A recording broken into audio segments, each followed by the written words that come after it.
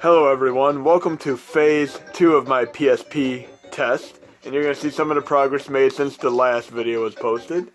I am running a different version of this, and I've also done a few optimizations to make things a little bit easier here.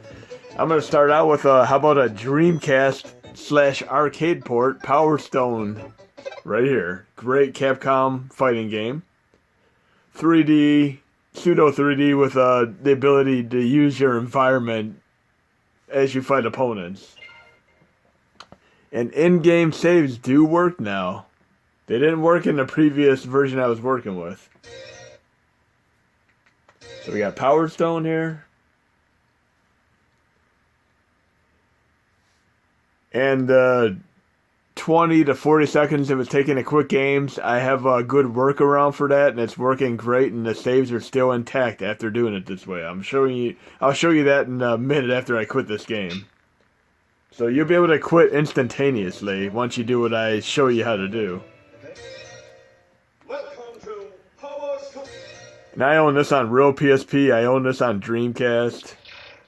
And this actually runs better on here than it does on any of the arcade cores, if it would even have a chance to run it on the NES, SNES Classic.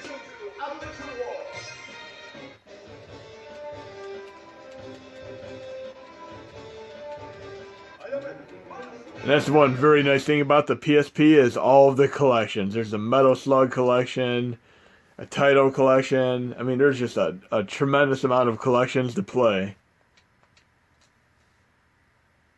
And the SNK collection, of course, is a bunch of Neo Geo games.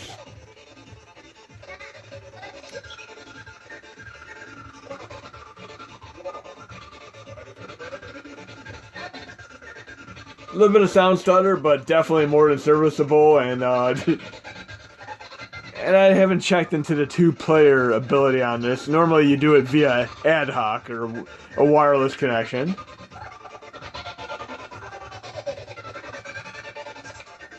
But this is working pretty good. Now you're going to see my workaround to quitting the game. Before, in the previous video, I would go to quit RetroArch, and it would take 20 to 40 seconds.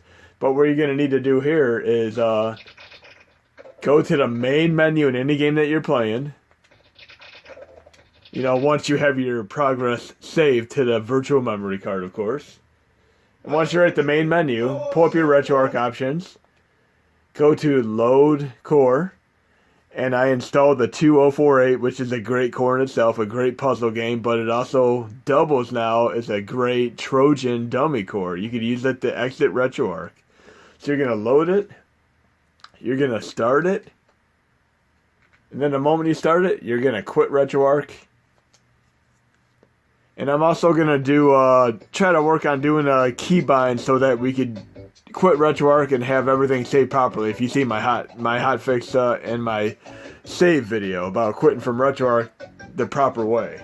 But we're going to test out another game here. And remember, suspend states are not going to work for these games at all. They only work with in-game SRAMs to the virtual memory card. Okay, what other game do we have to try out here? How about we try out Need for Speed 5.1.0. I'm a huge fan of racing games as well as shmups. We did Darius in my previous video. We're going to do a good racing game here. And some of these games I have not tested out yet. You're seeing me test them out for the very first time. And some of these games I'm doing based on my comments on YouTube and Reddit and such. See, I have my in-game save there. So as long as I go back to the main menu when I'm done, I could exit with my little dummy method and have no problem saving the game.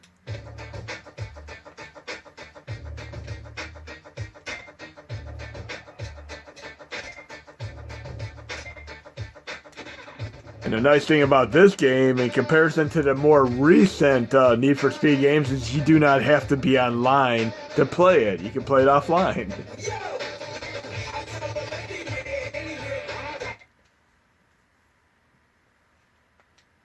But there are a lot of racing games, and I'm going to be checking them all out. I mean, I own most of them on the real UMDs. But playing them on a big TV is very nice. So far, so good. We have a very, very serviceable frame per second here. I could live with this.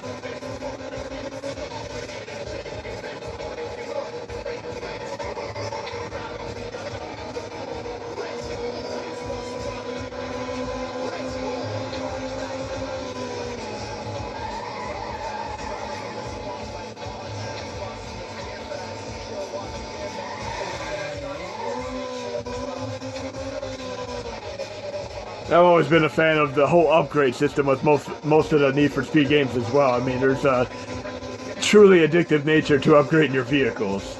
Okay, so I'm gonna pause this, quit, go to the main menu, and then I'm gonna do the same thing, load core, load 2048, and you could find the 2048 in my core set, of course. So I'd recommend using this as your escape route. It's very easy and it loads very fast. And when you start, you have to be able to start the core. Otherwise, if you're just loading another core, you're gonna have to load a game, and it's just gonna be a waste of time. But here you can start the core, since it is pretty much an independent core where it runs the game via the core.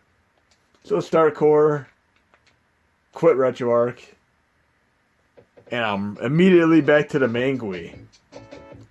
And we have Metal Gear Solid Peace Walker, which I'm really hoping works. I have not tested it yet. But how about we test out a fantastic Mega Man game that I own on UMD, Mega Man Maverick Hunter X.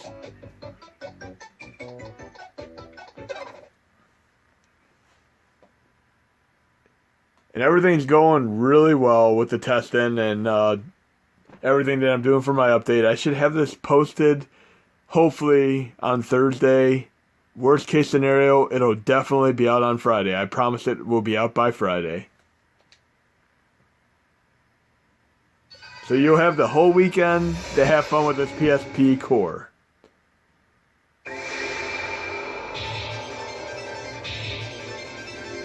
And I'm drawn in immediately here. I could probably spend the entire video playing this fantastic game.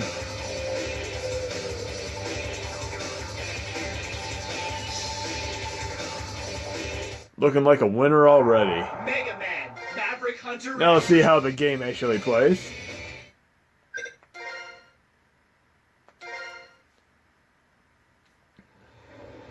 Now I'm crossing my fingers for Metal Gear Solid to work, but there's no guarantee on that.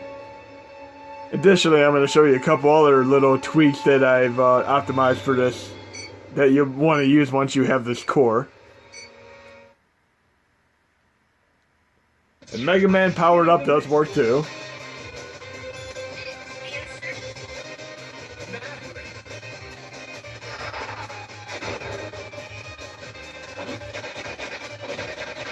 Okay, this runs really nicely.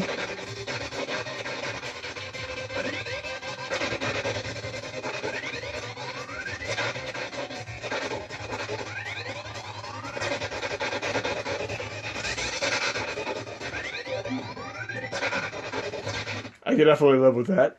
Now the other thing I was going to show you here is, of course, like I said, you're always going to want to quit to the main menu, but in this case I'm not too concerned with saving this one. Now that I already have the core loaded, as you see in the bottom, PPSSPP, I loaded it from the main GUI by loading the game there. I can now use the dummy folder, so I have to have an entry point, which is the main GUI, but once I'm in, I can go to load content, because I'm already in the core, start directory,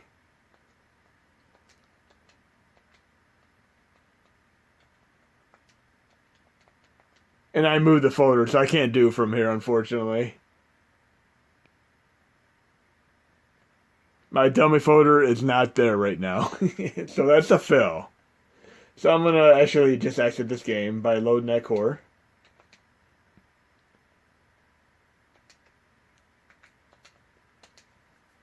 But I'm going to do a phase 3 video tomorrow, and I'll show you the dummy folder with this, of course.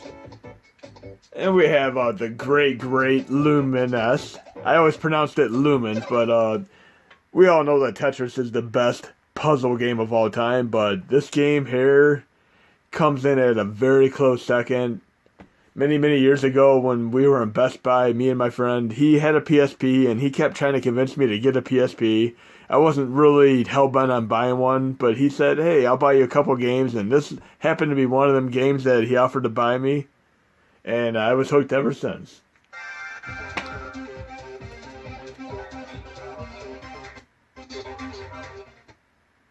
It has a very, very cool concept to it. You can see that bar that moves across the screen. You're trying to line up 4 of the same type or more, and they clear every time the bar gets to the bottom, the left of the screen again. So watch right here. I'll do an example of this.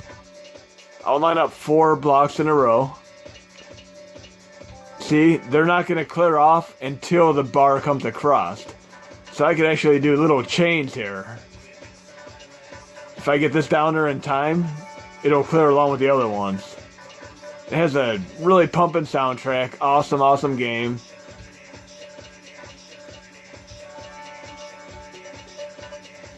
And this has been on many, many systems, over the years, but I'm a tremendous fan of it. It started out on PSP.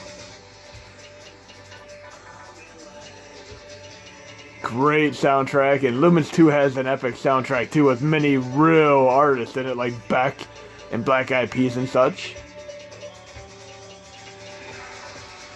But give this one a shot. Luminess, but I pronounce it Luminess.